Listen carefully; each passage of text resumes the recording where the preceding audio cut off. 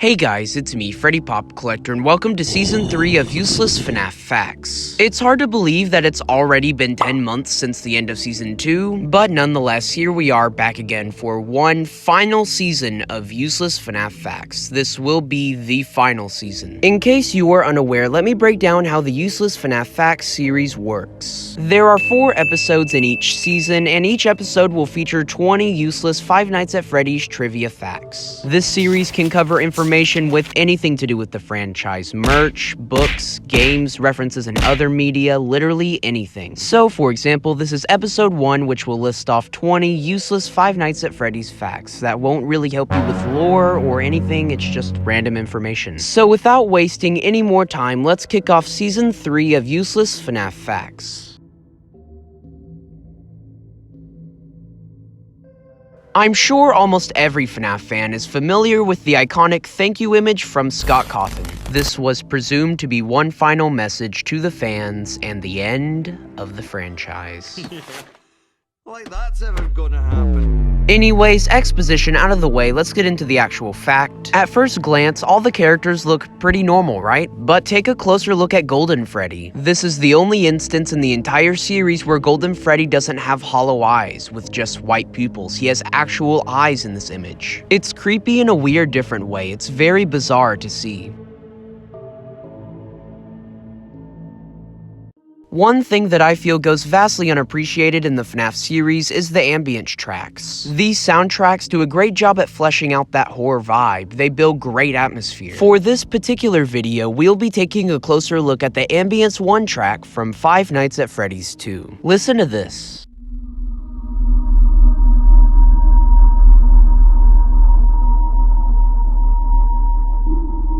That's right, we can hear a child scream and presumably Purple Guy laughing in the distance. Pretty chilling stuff. While I don't love JJ, she's an alright Easter egg in FNAF 2, and I guess she's an okay addition to Ultimate Custom Night. But did you know between these games, JJ goes through a very strange design change. Her rosy cheeks change color. My only theory as to how this could have happened is maybe between FNAF 2 and UCN, Scott lost the model so he had to remake it. That's all I've got. Let me know in the comments if you have any ideas as to how this happened, and which design you like better. Even if it isn't your favorite section, you have to admit the Phaser Blast section is one of the most iconic in all of Security Breach. Not only is the laser tag minigame pretty fun and memorable, but also Vanessa's hideout is above this section. Anyways, did you know, as confirmed by the devs, this was the very first area of the entire Pizzaplex that was completed? I find this very fascinating because I would have assumed maybe Rockstar Row, or I don't know, the entrance to the actual Pizzaplex to be completed first, but Phaser Blast? Really? It's weird how video game construction works sometimes. Did you know that in FNAF 3, there is a hot dog sitting on your desk? I wouldn't be surprised if a couple of you guys knew about this, but I love FNAF 3 and I didn't, so maybe some of you didn't? I don't know, someone pointed it out to me a few months ago, but there's the hot dog. Father, it's me, Michael. I did it. I found it. It was right where you said it would be. They were all there. They didn't recognize me at first, but then they thought I was you. She's free now. I'm going to come find you. Any Sister Location fan is familiar with this cutscene. It was a teaser for FNAF 6, or as we know it now, Freddy Fazbear's Pizzeria Simulator. It's of course to show that Springtrap is still alive after the FNAF 3 Fazbear Frighten's fire. Now at first glance, Springtrap looks pretty normal, right? But look closer around his torso. His base piece is missing after the fire. So maybe the original Spring Bonnie suit was damaged beyond repair, so William transferred to the Scrap Trap costume. I don't know, that's my headcanon anyway. As confirmed to us by unreleased FNAF AR emails, Vanessa's birthday is in September. It's downright depressing how much unreleased content is in FNAF AR's files, and who knows, there was probably even more in the plans that will just never see the light of day. I wonder all the time what could have been if the lore collab between Illumix and Steelwool continued with FNAF AR and Security Breach. If we got to know something as personal as Vanessa's birthday, who knows what other cool lore Vanessa bits we could have gotten, building into the big release and reveal of Security Breach. There are many interpretations of what a withered toy animatronic would look like. They appear in fan games and SFM animations, but unfortunately there is no official design of a withered toy animatronic. Yep, according to a Five Nights at Freddy's trading card, which is officially licensed by the way, this is what a Withered Toy Freddy would look like. Did you know that all 3 of the Springtrap rare screens from FNAF 3 appear in the FNAF 3 UCN office skin?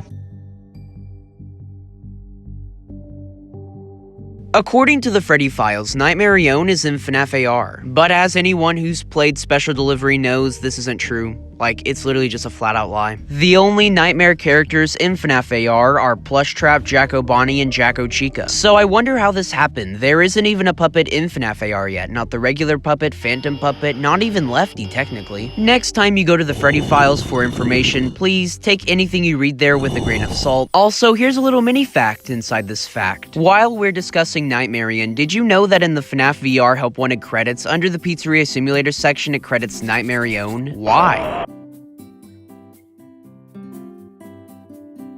For those of you new to the FNAF fanbase, this character's official name isn't Scraptrap. Sure, that's what the community calls him, but in both Pizzeria Simulator and Ultimate Custom Night, he's simply called William Afton or Afton. However, we got a nice nod to this fan name in Security Breach. We can see one of the arcades is called Dr. Scraptrap, a very nice reference from Steel Wool.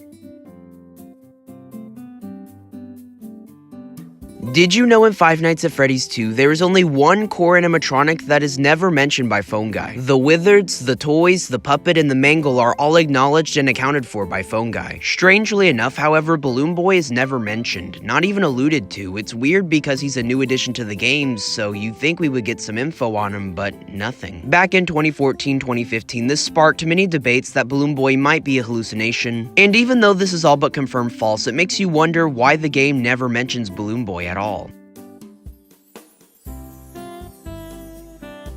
Originally, Freddy Fazbear was never planned to move around the pizzeria during the main gameplay nights of FNAF 1. He would only attack the player if the power went out. This is confirmed to us by Scott Cawthon himself. In the final newspaper of FNAF 3, we can see this in the blurred text. I'm glad Scott ultimately changed his mind, because Freddy laughing and inching ever closer to you room by room is one of the most iconic parts of the entire FNAF 1 game. Toy Freddy is the only animatronic to return to the show stage later in the night, even if he's already left to attack the player. Did you know Five Nights at Candy's and Pop Goes both take place in the same continuity? This is confirmed by the developer of Pop Goes himself. Apparently, Five Nights at Candy's and Pop Goes take place in the same universe where only FNAFs 1 to 3 happen. Very strange choice, but honestly, maybe it's for the best. The later lore is just...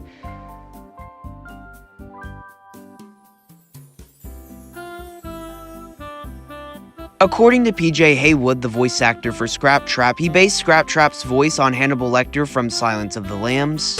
FNAF Girl 83 asked, what was the information about your character that Scott gave you? How did you put this information into the voice we know as William? Scott has a very precise understanding of exactly what he wants in a performance and what he wanted for this character. So the original audition said that he was looking for someone who sounded like a snake oil salesman. And to me, that, put me in mind of Hannibal Lecter. If you ever saw Hannibal Lecter, and one of the characteristics of the character was that he was perfectly calm no matter what he was doing, even if he was murdering someone at the time. So it very much tied in with the idea that, this guy's clearly a sociopath, and so that was what informed.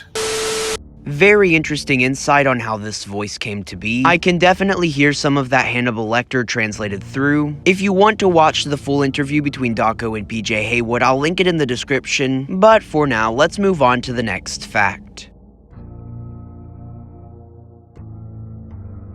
I love the trick-or-treat level in FNAF VR Curse of Dreadbear. The environment is very detailed and ominous, and I love that this level features the Withered animatronics. They don't get much love in this game. Anyway, something I found interesting is, did you know this mansion isn't fully modeled? Of course, it makes sense why waste time and resources modeling something everyone won't even be able to see, but still, it is pretty jarring to look at.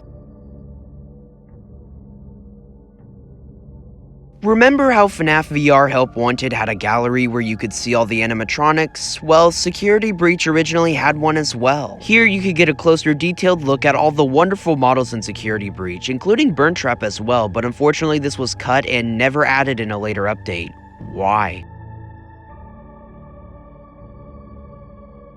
Speaking of Security Breach, do you remember how in Rockstar Road there's this empty stage with nothing on it and nothing ever gets on it? Well, originally the classic Freddy, Bonnie, and Chica were on this stage. Sure, it doesn't really add up from a lore sense, but it's better than it just being empty.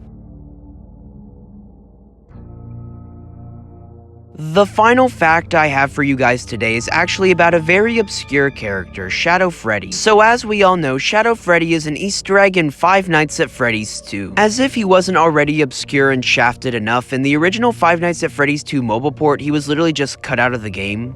Like gone. To my knowledge, the Shadow, Bonnie, JJ, and Endo 2 Easter eggs remained intact, but I'm not 100% sure on that. But fortunately, in the remastered FNAF 2 mobile port, he was added back in. It really does suck we haven't seen Shadow Freddy since FNAF World. I really hope he comes back sometime in the future of this franchise. But with that being said, that's gonna wrap out part 1 of Useless FNAF Facts Season 3.